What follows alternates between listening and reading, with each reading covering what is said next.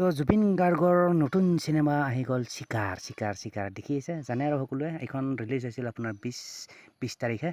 ঠিক আছে তো যিয়ে নহওক ইয়াৰ টোটেল বক্স অফিচ কালেকশ্যন চোৱাৰ আগতে ইয়াৰ কিছু ডিটেইলছ চাই লওক ইয়াত মানে কোনে কোনে কাষ্টিং কৰিছিল কোনে কোনে কি কৰিছিল চাই লওক কিছু ডিটেইলছ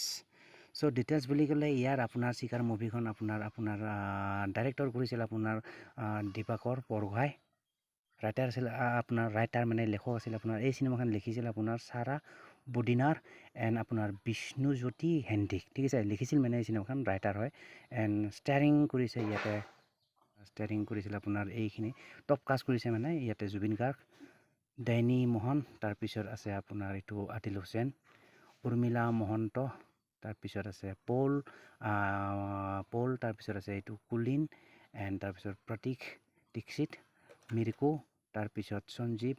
বুৰাগো এণ্ড তাৰপিছত আৰু কিবাকিবি এইজন আছে আপোনাৰ আয়ান তো বহুতজনে কাষ্টিং কৰিছে তো যোনে যোনে চাইছে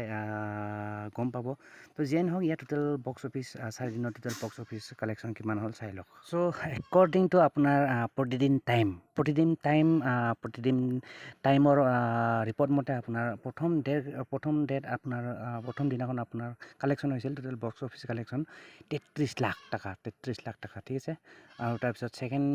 দিনাখন আপোনাৰ টোটেল ইনকাম কৰিছিল আপোনাৰ 53 লাখ টকা ঠিক আছে second day collection total collection box office collection 53 lakh টকা এণ্ড থাৰ্ড ডে কালেকশ্যন আছিল আপোনাৰ এইটো আপোনাৰ 60 লাখ টকা এণ্ড আপোনাৰ ফ'ৰ্থ ডে মানে চতুৰ্থ দিনত আপোনাৰ টোটেল কালেকশ্যন হৈছিল আপোনাৰ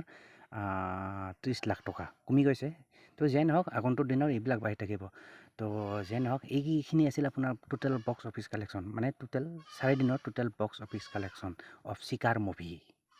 তো কোনে কোনে ভাল পালে এইখন মুভি চাই চ' অভিয়াছলি কমেণ্ট কৰি জনাব নাপাহৰিব ঠিক আছে জুবিন গাৰ্গৰ এখন জনপ্ৰিয় মুভি চিকাৰ চ' আপোনাৰ কেনে লাগিল আপোনাৰ মতামত জনাব ইন দ্য কমেণ্ট বক্স ঠিক আছে তো মিলতে হে গাইজ ফিৰ নেক্সট ভিডিঅ' पर तब तक के लिए bye guys and see you in the next video